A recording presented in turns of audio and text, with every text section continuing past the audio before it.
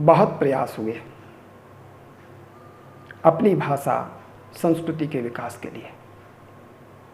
भारत ने बहुत कोशिश की उसके प्रचार प्रसार के लिए, और बहुत प्रयास हुए हिंदी मातृभाषा को दमित करने के लिए। बहुत संघर्ष हुए इसको डुबोने के लिए, इसको समाप्त करने के लिए।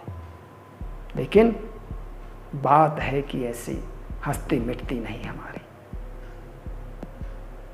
दक्षिण और उत्तर के बीच भाषा को लेकर राजनीतिक संघर्ष फैलाया जा रहा है, विद्वेष फैलाया जा रहा है। क्यों? शासकीय कार्यालयों के बाहर तख्ती लगी होती है, हिंदी में किए गए पत्राचार का हम स्वागत करते हैं, पर हिंदी में लिखे गए पत्रों को कचरे की पेटी में डाल दिया जाता है। क्यों? न्याय के मंदिर में लंबे समय से उर्दू और अरबी और फारसी की शब्दावली चल रही है, अंग्रेजी को स्वीकार किया जा रहा है, हिंदी नहीं। क्यों? उच्च न्यायालय, सर्वोच्च न्यायालय अपनी मातृभाषा में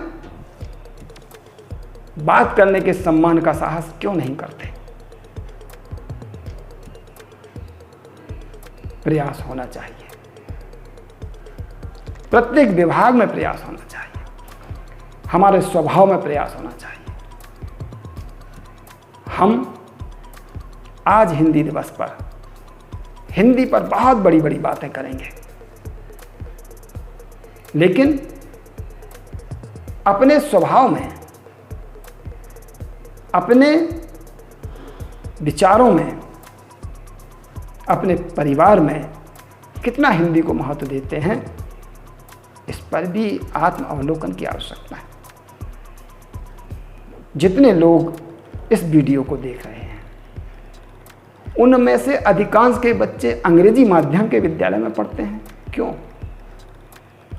कुछ के बच्चे तो विदेशों में पढ़ते हैं, भारत में पढ़ाने में उन्हें शर्म आती है, भारत में अच्छी शिक्षा नहीं मिलती है। और जहां अच्छी शिक्षा नहीं मिलती है वहां के विद्यालयों के संबंध में पुनर्विचार नहीं करना चाहिए क्या? उन्हें अच्छी शिक्षा के योग्य नहीं बनाया जाना चाहिए क्या? हम अपने बच्चों को विदेश भेज सकते हैं, विदेशी भाषा में शिक्षा देने के लिए उत्साहित कर सकते हैं, लेकिन अपने ही विद्यालयों को अपने संस्कारों से सिंचित करके मातृभाषा के विद्यालयों को विकसित नहीं कर सकते। ऐसा क्यों?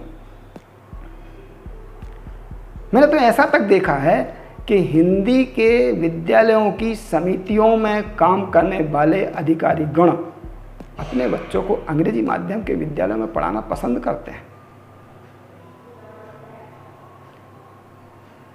अपनी माता के प्रति कोई दोगला व्यवहार करता है क्या? मातृभाषा कहते हैं ना, स्वप्न अपनी भाषा में आते हैं, विचार अपनी भाषा में आते हैं, फिर आप उसको अनुवादित करते हैं, इंटरप्रिटेट करते हैं और अंग्रेजी में बोल करके गर्व का अनुभव करते हैं। ऐसा क्यों? हमें अपनी वेशभूषा पसंद नहीं। धोती कुर्ता टोपी पहने हुए व्यक्ति को हम पीछे की पंक्ति में खड़ा कर देते हैं, उसे सम्मान नहीं देते हैं, और टाई बेल्ट लगाए हुए गिटर पिटर अंग्रेजी बोलने वाले व्यक्ति को कुर्सी देते हैं, स्थान देते हैं। ऐसा क्यों? जब से अंग्रेजी भररानी, कुर्ता धोती छूटी, टाई बहुत फर्रानी। ऐसा क्यों? आज हिंदी दिवस पर मूर्धन्य विद्वानों को मातृभाषा की शिक्षा के लिए संकल्प लेने की आवश्यकता है, हृदय से उसे स्वीकार करने की आवश्यकता है। और यदि हम ऐसा नहीं कर सकते हैं तो सच्चे भारतीय होने का दंभ झूठा है। कब तक ये पराधीनता रहेगी, मानसिक पराधीनता। लॉर्ड मैकाले ने एक पत्र में जो उल्लेख किया था आज वो सच साबित हो रहा है।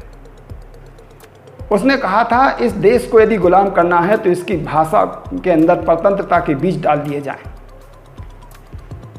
बाबू बनाने वाली शिक्षा अंग्रेजी माध्यम में दी जाए।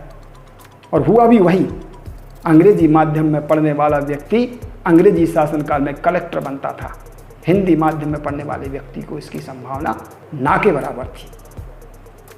अब हम स्वतंत्र हो गए, अब तो जागें, अब तो ये साहस करें।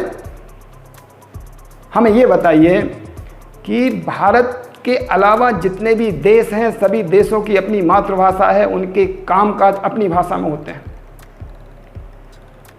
और हम स्वतंत्र हुए इतने वर्षों के बाद भी हिंदी को दृढ़ता से स्वीकार नहीं कर पाए। आज 14 सितंबर है।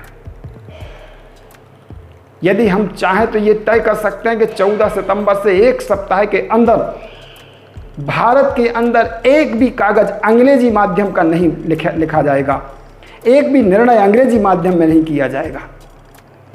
अंग्रेजी माध्यम में बोलने वालों के लिए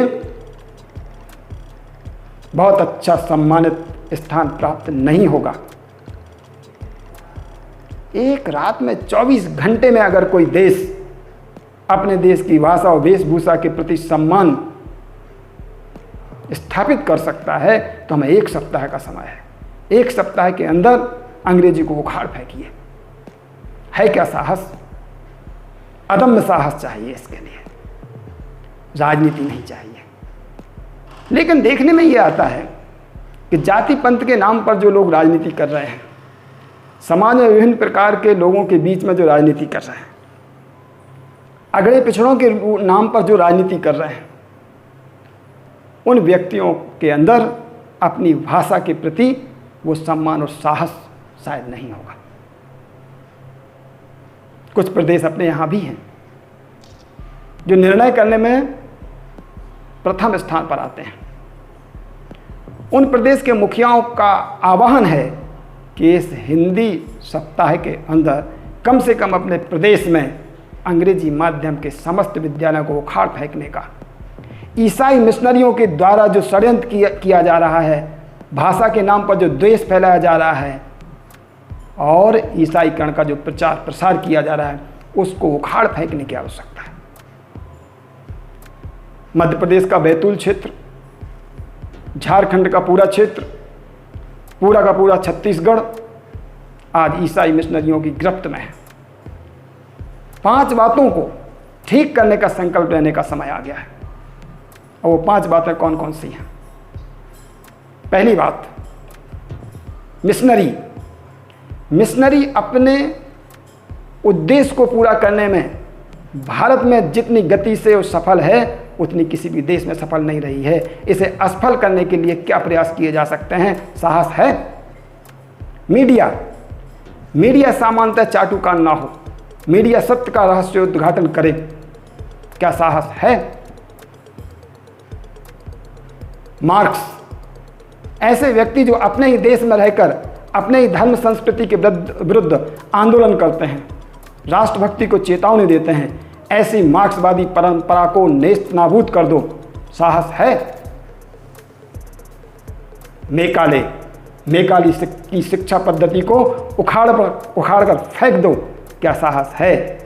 केवल इस चरण पर काम शुरू हुआ है, मार्क्स पर काम शुरू नहीं हुआ है, मैकाले पर काम शुरू हुआ है। मीडिया पर 2 प्रकार की विचारधारा है।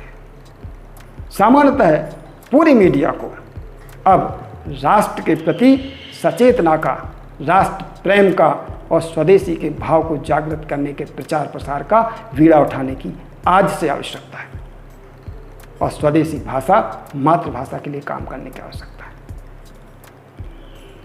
हे साहसवान भारत के सपूतों, जागो, भारत माता के गौरव को पुनः महिमा मंडित करो, मातृभाषा को पुनः सम्मान के साथ भारत में स्थापित करो और अंतर्राष्ट्रीय दृश्य में, अंतर्राष्ट्रीय परिदृश्य में उसे अपना स्थान परिभाषित करने का अवसर दो। यही आज हिंदी दिवस पर सच्ची शुभकामनाएं होंगी अपनी मातृभाषा के लिए, अपनी माँ के लिए।